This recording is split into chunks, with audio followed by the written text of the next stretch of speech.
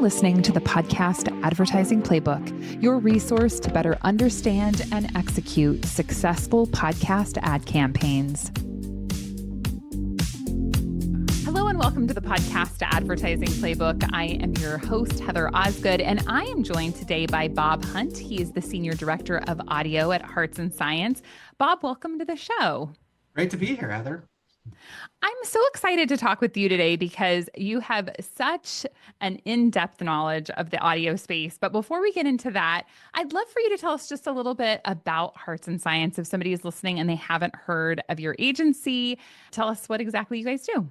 Cool. Yeah. So we are a media agency as part of the broader Omnicom Media Groups, as part of the broader Omnicom Group. If you are aware of that in the Holdco space, Hearts & Science, again, we're coming up on close to a decade now. With the company actually 8 years as of this month, which is crazy to think, especially in this world, right? And so a couple things we're really excited about Hearts. We really do connect. We really combine like creating meaningful and emotional connections with consumers, right? With connecting data and outsmarting our competition through unique media and data advantage, right? And so really taking kind of the passion and the data element and bringing that together. And so, and one thing we really highlight as a company is that we are a relatively smaller media agency or outfit, right? As part of a bigger holdco. And again, we're less than 10 years old. So I've been with other media holdco agencies who've been around since we started doing this, and it's a little bit different. And so one thing that's really great about that is it has a very entrepreneurial culture. And so I've been in various digital and strategy roles in my career. And I think like all of us in life, so you decide like, I don't really want my boss's job. Like, what do I want to do next? And I've always been interested in podcasting, always interested in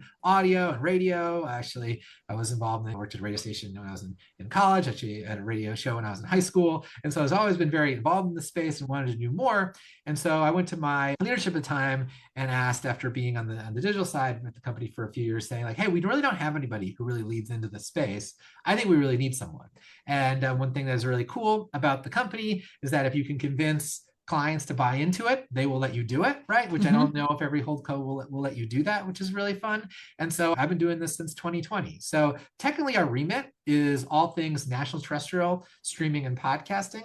That being said, our real focus, the vast majority of our focus, obviously on the streaming and podcasting side of things. And then increasingly with more people spending time on Spotify Premium, Apple Music, Amazon Music, etc., we increasingly try to lean in the podcast side of things. And so we really tout our team as somebody who really lives and breathes the podcast landscape, right? So we really try to take the best of what you see with the various podcast agencies out there, which we all think are great, with also what you see in the broader holdco landscape. So trying to bring the podcasting and audio world to the greater media and marketing world. I love it. I've been thinking lately, why is it sometimes that audio has a difficult time gaining traction? And I think a lot of times it's because it doesn't feel as flashy as like new mediums, because audio has been around for so long that I often think that it just gets overlooked because it's not super flashy. Do you think that that's part of the reason? Yeah, I mean, I think it's part of it. I think it doesn't fit neatly into the boxes, probably, right, that people are used to. And I think when I mean boxes, I think you think of a lot of the advertising space as just say TV, right? It could run on YouTube or CTV or whatever, but like the TV spot, which is very much how, the kind of traditional creative agencies have always existed, right? Or very much the digital marketing ecosystem, which is very click-based. And we obviously live in a world without any clicks. There's no way to click. You can click on the YouTube link below, but that's about it, right? And so because it doesn't fit in either of those, I think sometimes, particularly with bigger advertisers, it can get lost, right? Now, that being said, there are a variety of leaders at big companies who very much believe in the space as a team, as a strategy. We always try to we try to go to the believers, right? Like people who really believe in the space and believe in the passion of what they do. And thankfully, there are so many clients who do spend a lot of time listening to podcasts, and they really get it, right? Which is really fun and exciting. And so I think sometimes if it doesn't fit into that, and then you don't have people who are really championing the space,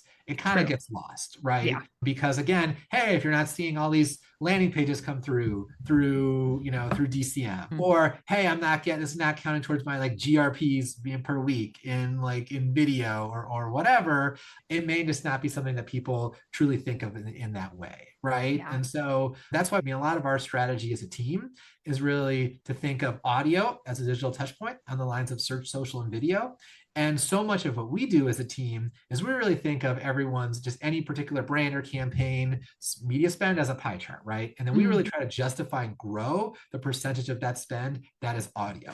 And Mm-hmm. so how we do that is really the main thing I think of when I'm asking questions to clients or strategy teams or whomever is how are they determining that pie chart? And so whether that could be very much, we have clients who are very tied to their marketing mix model. So like, how do we make sure we have those right connection points so that we can highlight, audio and podcasting as part of that marketing mix model? When we do that, we do pretty well. And normally Mm-hmm. we love stealing money from the other teams. The other teams may not like that as much. When we get incremental, that goes to us. We're pretty good at that. Another thing it could be, and if there aren't, if clients maybe don't have that built out as much, hey, can we be a little creative, right? We can do brand lift studies our own, but we obviously try to link in holistic brand studies that are part of everything else going on because that creates that comparison point. Another thing we're really excited about is we're increasingly curious about the attention measurement space. That's something that's a big deal in kind of the marketing science world. And increasingly we are seeing really all audio, but particularly podcasting, very much a lot closer to TV and connected television and significantly higher than what you see in the social space.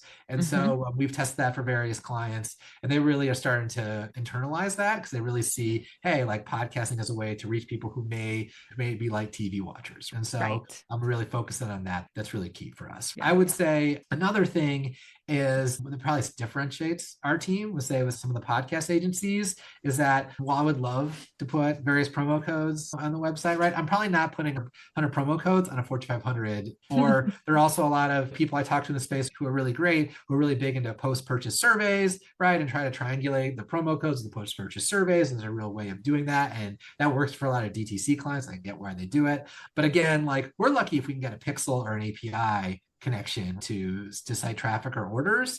We're not going to put 100 promo codes on various websites, right? And so that's something where we always have to be a little more creative. I would say a lot of the tech in the podcast space is very tied to the DTC space because they've been the big spenders in the space and they've been really leading things from just a leadership standpoint. And that stuff is great. And it's definitely not going away anytime soon. But what we're trying to take is, hey, how do we bring the best of that, but to Fortune 500 companies, right? As we are slowly seeing, obviously, broadcast ratings outside of sports continue to decline, and people's media habits are becoming much more fragmented. I think people are really starting to understand, like, hey, people do spend a lot of time listening to podcasting, right? And so it should be a way greater part of the media mix than it is now. And we really feel like the key to that is getting podcasting and audio on, again, that kind of that level playing field with all the other channels in a company's media mix. Yeah. Yeah. Well, and I think you bring up such a good point because the industry has been focused so much on direct response for so many years that most of the tools that have been built out, most of the strategies that have been built out have been centered around that direct response. But there is got to be a different strategy when you're thinking about Fortune 500 companies and even, the idea of a media mix, right? Because oftentimes agencies who have been buying in the podcast space, that agency just handles the podcast buy, right? So they don't have the visibility of what it looks like to say, hey, we want podcasts to be effective, but what does it look like in the larger media mix model? Because the reality is that while we want podcasts to be successful and we're going to have KPIs around the success and the efficacy of podcast advertising, it's so important, in my opinion, to look at how it might change the results of the other mediums that you're advertising in as well. Because the way that I always look at it is that a brand doesn't exist in a silo, right? You're not just consuming one type of content and you can only hear about brands when you watch CTV or when you watch YouTube, right? It's like we're all consuming CTV and YouTube and podcast and some terrestrial and still some network TV and all of the digital, right? There's like so many different touch points. And when we hear about a brand, it's not in just one segment, right? We should be hearing about a brand across multiple platforms. And that's what really creates the brand identity, that brand knowledge, so that we can, as a consumer, say, gosh, I've been hearing about this. I really want to buy this product, or I have this need and I know this product aligns with that need that I have. So, really, in my opinion, you have a very different approach than some of the other companies operating in the space. Is that the case? Yeah, but I think it is different in that we try to link everything up to a broader brand perspective, but we Sure. also we're always tracking the trends, right? And Hmm. so I know obviously there's a lot going on when it comes to things like frequency management and things like Yeah. ad load and stuff of that sort that I feel like the podcast agencies have probably taken the lead on really thinking about in certain ways. And Sure. we're consuming all that data, that information Yeah. right there with them. So we really think about that and trying to take the buying best practices, but then applying that to maybe mid and more upper funnel campaigns, stuff of that sort. But to go to your previous point on just, hey, like being part of the broader parts of buys and being part of other parts of channels, I think it's interesting because we want to connect in, right, to, Hmm. hey, there's a brand has a program that is about a certain touch point. Actually, it's really interesting when brands come to us within the organization, they're always really excited about the things that make podcasting different, actually. And we've actually been asked before, hey, well, we're really involved in this area. Can you like not hit those people, right? We need to make sure, who are we not reaching with our TV by? We Hmm. want to reach these other people because we want to make sure that we're consuming them with media, right? Hmm. So really focusing on that. Or hey, I know we have certain programs with these other partners. Hey, how do we really want to lean into these types of shows, right? Because this Hmm. is something we're not getting the rest of their media by. We really love that host read connection. We love picking out these particular shows. And that is something that we do for brands too. We kind of find a certain ethos of the type of shows that they're looking for, and Right. then come back to them with across the entire spectrum of the podcast space. Hey, these are the shows we and hosts really think make the most sense for that type of buy. And so Hmm. that's something that we really lean into as well. So Hmm. Excellent. So, if somebody has not really explored podcast advertising, where would you tell them to go if it's kind of the first time that they're maybe dipping their toes in the water of the podcast ad space? well, first, I would definitely make sure you're talking to people who know the buying side of Mm. podcasting. I know a lot of big brands, and again, love all these people, these big companies, they'll just go to a big podcast player, right? A big in space, like, hey, well, let's just buy a show. And then they kind of put it on a logo on a slide and check the box and call it a day. And I think also everything in my world is very platform focused, right? So everything you buy socially is part of a platform, right? Increasing what you're buying in on TV is part of a platform, right? Obviously, search and display. And we are increasingly growing what we're doing from an audience perspective. Our team is probably Mm. pretty unique that we do some work from a hands-on keyboard perspective that a lot of the other players, the holdcos, I believe, do not. That all said, because it's not very platform specific, there's a gigantic ecosystem out there. We Hmm. do across a variety of clients work with a ton of different partners like yourself. And so the two things I would really make sure that a big brand should consider, and well, really, I guess, well, I'm going to go three. Actually, I'm going to go three things, right? So first, making sure you're talking to people, buyers in the space who really know podcasting, not just, hey, I've worked with X company, but they really understand the space. Second, I would make sure you consider the entire landscape. Doesn't have to be a huge buy for it to be successful, right? And a lot of times the mid-tail of the space can be just as successful, or some of the smaller shows within a bigger partner can be even more successful than the biggest shows. Sometimes these Hmm. big brands come in and they want to be on, Joe Rogan. Joe Rogan, whatever. Yeah, And yeah. yeah, that stuff is great. I'm not saying don't do those things, but like, hey, if you're new to the space, again, it's about real connections with real people, right? And so Mhm. you want to make sure you're considering the entire landscape, not just a partner or two, and checking the box. And then third, finally, really making sure you have a measurement strategy in mind. I think also because of certain brands, if they aren't coming in with a DTC mindset where, hey, we better get a promo code under a certain CPA or we're not going to buy again, you may not have that mindset, but you still need something, right? Hmm. And just because something is quote unquote brand, like you still need performance for everything, Right. but that is brand lift, Right. right? And so you need to have an intention to what you're Hmm. doing and then a way to showcase that success. Because if, Hmm. if you don't do that, what's the first thing that's going to go? If there's a 10% budget cut, let's say there's a turn in the economy or stuff of that sort. Well, the stuff that's not really measured, right? And so we want to be the last thing that's cut, not the Hmm. first thing. And so we really got to make sure we're setting that up, accordingly. I think that's even probably more important for the kind of the non-DTC brands because it may not be as straightforward as it is. Oh, hey, we just have a promo code. Like this is how we measure stuff, or stuff of that sort. So those three things, yeah. So I feel like you bring up such a good point. And in the space, I think that everyone sees like the utopia as being as soon as all the brand dollars come in, then everything is going to be fixed because all the brands are going to want to spend in podcasting. But realistically, brands have KPIs just like DTC or direct results, right? We know that there are goals that are going to be associated with these campaigns. But as you mentioned, it's very easy to track conversions. It's very easy to say, oh, I spent this, I got this, and yeah, let's justify it. How do you create KPIs around a brand campaign? What does that look like? I mean, I'm sure that it's different for every advertiser, but is there a good standard rule of thumb for tracking results and maybe even setting those goals to see what you should be tracking?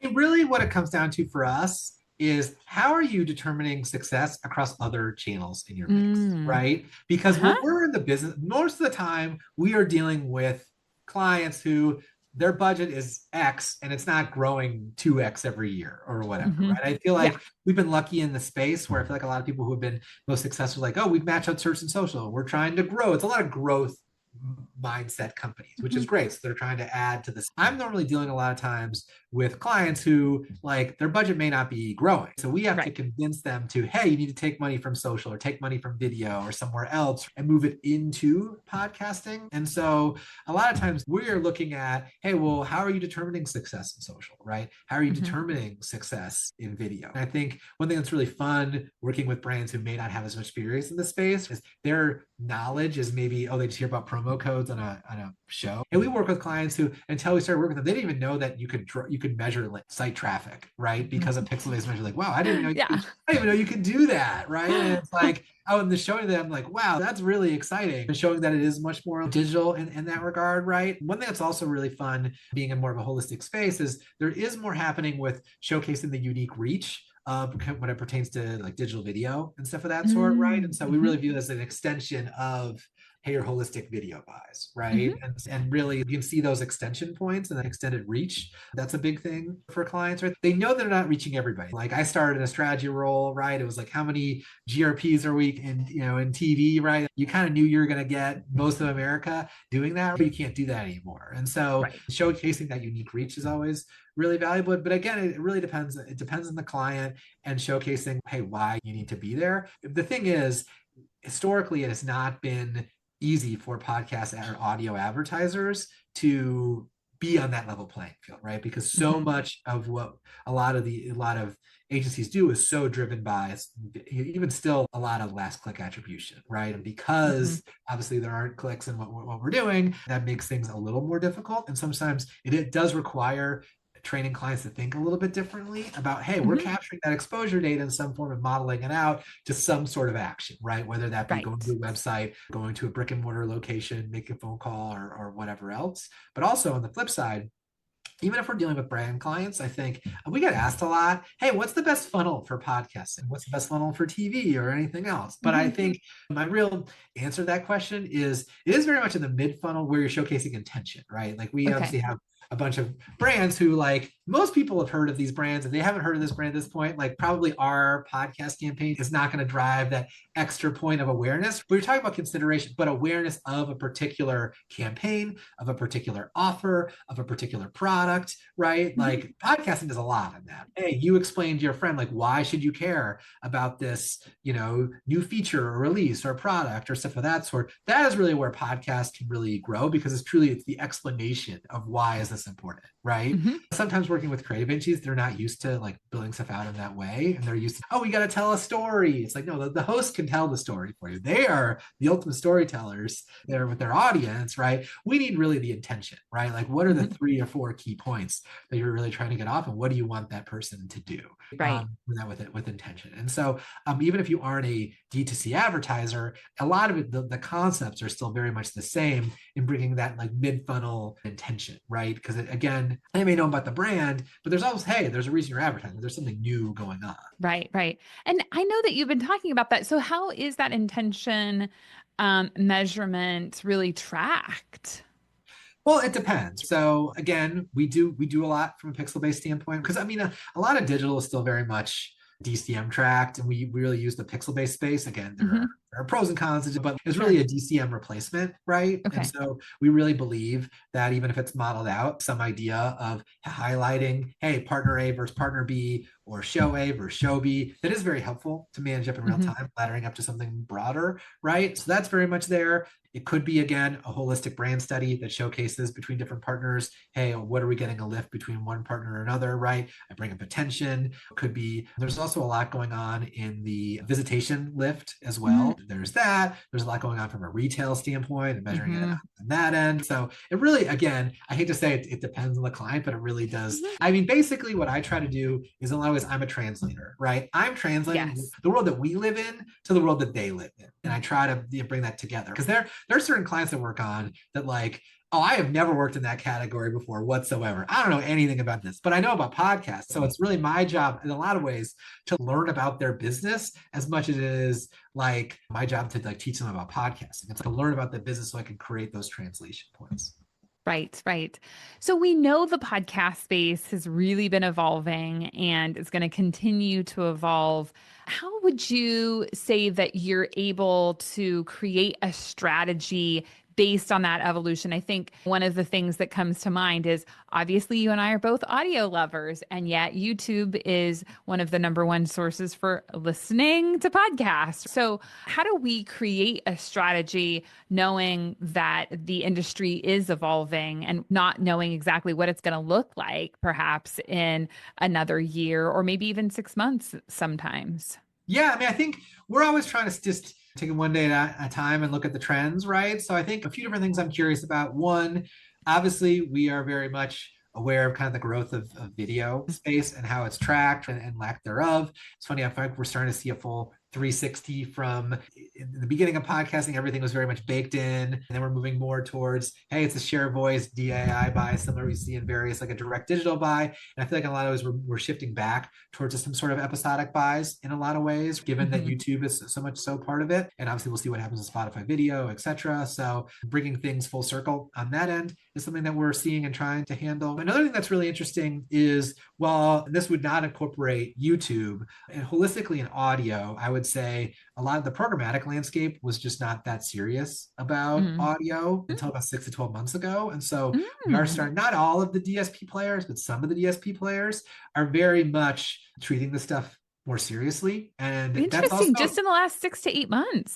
I would That say really so. surprises me. Yeah, That's yeah, no, this is interesting. a new thing we've noticed. Certain things that we did not think would be possible are much more possible now than they were previously. And that's obviously more for Wow. your RSS-based inventory, right? Sure. And that's something where, and even on the streaming side, a lot of this stuff, it just wasn't, these DSPs, they are really focused on display and video, and audio is Mhm. a smaller part. So getting all these players to invest in audio specific solutions, which are really required, has taken some time. But we're starting to see a lot more of just whether that be content signals, so making Mhm. sure we're getting full transparency, genre show episode with what we're Mhm. buying Mhm. programmatically, right? That's really critical. Another thing is making sure we have better vetting for brand safety, right? And brand Sure. suitability, really suitability. So Yeah. like work with clients to figure out, hey, what types of shows do you feel comfortable being in, and properly vetting those shows across the board is something really critical. But I think the big thing that excites us about buying with DSPs, and there are pros and cons. And again, we're not, nor do we have any intention to move away from the host read. For the more network audience side of things, having that better frequency management and figuring out laying stuff out on that end is really critical for us. Obviously, we, like you, we were following the whole automatic download saga with Apple Podcasts, right? And so buying through a DSP can really help mitigate that because they have frequency management, not just within audio, but across entire buys. It's funny, there's like the audio world, there's a programmatic world. None of them really either talk to each other. And I feel like even though there's kind of a melding in terms of buying, where it's much more like digital like, I could definitely see a world where, hey, we're moving more towards either A, more host read episodic buys, right? Or B, hey, really run through a DSP, something where there's some sort of frequency management across the board that gives us a Mhm. better opportunity to manage high frequency downloads. No, that's great. And I know one of the things that I've talked about on the show before is frequency capping can be really difficult when you're doing it at a show by show basis because the reality is that the hosting providers don't have good technology for frequency capping. And I think the bigger issue is that while they allow you to do frequency capping, they don't allow you to predict how many impressions you're going to deliver, right? So it's like, okay, well, we could look at a show and say, oh, the show's got 1 million available impressions per month. But once we put in maybe some different parameters for the campaign, including frequency capping, we can't predict how many impressions are going to deliver. And the challenge with that is, as an advertiser, the advertiser's sitting there going, well, hey, I thought I was going to get 1 million impressions. Turns out I got 500,000. That's not what I want, right? I wanted 1 million impressions. I wanted to spend the budget. And so I think that's really difficult. And I think valuable to know that these DSPs have the technology to better execute that. And I think that that makes so much sense because we do want to make sure that we're eliminating duplication. And I will say, as a listener, and I'm sure you have experienced the same thing, I feel like I'm starting more and more to hear the same ad run multiple times within the same episode, which for me is a big no-no. I feel like if I've heard the ad already, playing it a second time isn't increasing my interest in the product. And maybe this is me because I'm in the advertising industry, but my first reaction is, why is this ad playing again? I've already heard it. And yeah, so what are your thoughts about how that's all playing out? Yeah, I think the other things we talk about frequency capping, and we're really talking about two completely separate things, and we use the Hmm. same term, right? So the Uh-huh. first is very much what you think of a frequency capping, right? Hey, I've heard this ad, I don't want to hear it again. And I think Uh-huh. to your point, if you hear the same ad again in the same episode, it really feels like a glitch, and Yeah. it feels like a mistake, right? And so it's something Yes. that we really want to make sure that we're avoiding across the board. And another thing that we're very curious about is doing a better job in terms of a verification standpoint, right? I know obviously to date, kind of the current digital verification players have not fully built out podcast solutions. There are various reasons why that is, right? And so making sure that we can verify what we say, and there's some sort of third party, kind of similar to the auditing industry, right? Being like, who's your PricewaterhouseCoopers, Ernst & Young, like verifying what we're doing, right? And some agreement to that. So I think that's really important. But yeah, one, hey, am I hearing this ad 47 times? I don't want to hear this ad 47 times. What is the appropriate amount, etc. Right? Which is hard to do when it's like episodic buying, but that's also obviously a way to manage that. And then the second is, again, like high frequency downloads. We're starting to see, hey, like 100, 200 downloads of the same show from one IP address, right? Oh, And I and see. so think of like all the back catalog downloads through the whole Apple Right. Podcast era, right? Right. And so that Right. is a very separate conversation than Right. what you're thinking of from, hey, I've heard this ad too many times, right? They're Right. two very distinct conversations, right? And so I want to make sure also you go back to one of your questions of, hey, if you're new getting into the space, what should you do? You need to talk to somebody who knows about this stuff. If they're not talking about these things, you need to go find someone. And there are people, even if you work for a community, I will connect you with somebody who will help you with this, Mhm. right? Like, do not just buy the stuff without thinking about these things, because you are way less likely to be successful. I saw a stat not too long ago where only, hey, a quarter of people who buy ads and podcasting stick with it. And a lot of it is they have not set up this stuff. But yeah, your point is like they're two completely separate things, and you need to manage that accordingly. Yeah, yeah. That's amazing. So the DSP can actually look at the IP address and say, no, we're not going to serve this ad 100 times to the same Yes. IP address. Yes. Well, it depends. Some DSPs will not incorporate IP address in their device graph whatsoever, just for privacy reasons. They will Hmm. not do it. It's just that's Right. their prerogative. They don't want to do it. Some Sure. will. So I Hmm. think if you're buying podcasting via DSP, step one is, will they incorporate IP address in the device graph before you go Hmm. any further? But then obviously frequency capping holistically is a big part of what they do, right? So you Hmm. setting up your buy, you set up the various frequency caps. So we have seen when you're looking at like the high end frequency, like 15 plus, like what percentage of the impressions did run against that, right? We see that number significantly lower when we run Hmm. things from a programmatic standpoint than just like a direct DAI buy, because that frequency management is applied. Hmm. Yeah, very interesting. So do you feel like you see different results from programmatic as you do from host reads?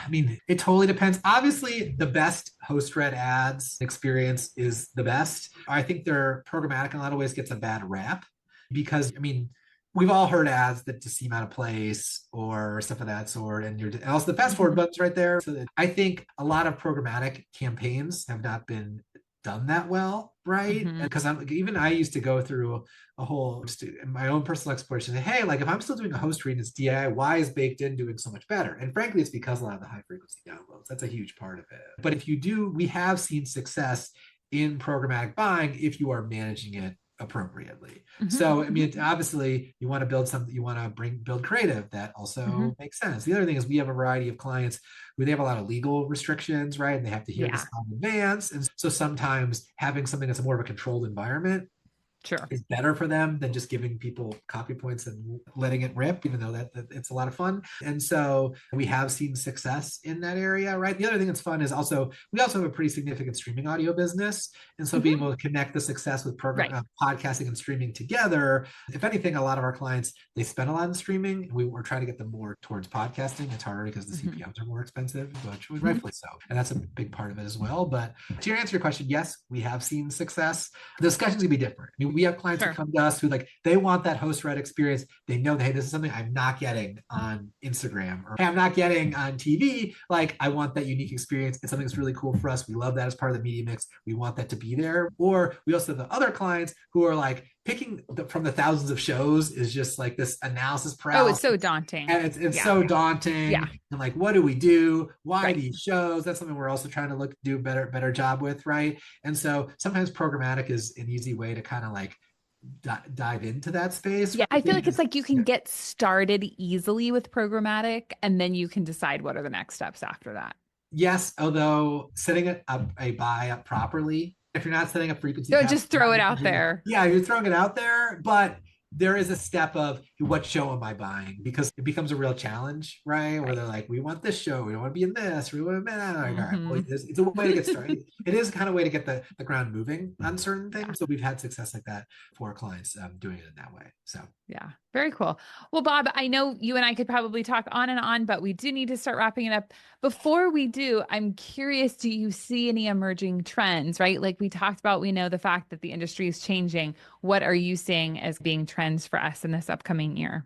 Yeah, so obviously we're really interested in the whole discussion around ad load and ad position, right? And so we're trying to see where that's going. We need a better way to better measure like that within certain buys on a day-to-day basis. We can talk about ad load and position all we want. If we don't have a unified way to talk about it, like kind of we're talking about the frequency capping discussion, we're not going to get anywhere. So we're definitely very curious about that and where that's going. We are starting to see, again, more growth in programmatic compared to previous, like actual programmatic. Is that going to replace host read? Absolutely not. But I think we're starting to see that. And then obviously video, everyone's pivoted to video. I think the heritage of the space is very much in audio, and there's so much movement towards video. There's a lot of video out there. So just because it's video doesn't necessarily make it better. You're competing a completely different consideration set, but better ways to highlight the success of podcasting in video versus someone's overall media mix. We're also very curious about that. Right. Very interesting. Well, Bob, thank you so much for coming on the show today. If somebody is interested in learning more about Hearts and Science, where should they go? Well, company website is hearts-science.com. You can also hit me up on LinkedIn. It's probably the best way to start. I was probably go one of those two places. Awesome. Well, thank you for being on the show today. All right. Thanks so much, Heather. Appreciate it. Thank you for listening to this episode. I hope that you have enjoyed it. I know Bob and I talked about a couple of different things than we've discussed here on the show before. So very educational. If you haven't had a chance to check out our YouTube channel, head on over to Heather Osgood on YouTube and see what we've got going on there. Thanks for listening, and we'll catch you again next time. Thank you for listening to the Podcast Advertising Playbook, your source to a better understanding of the podcast advertising industry.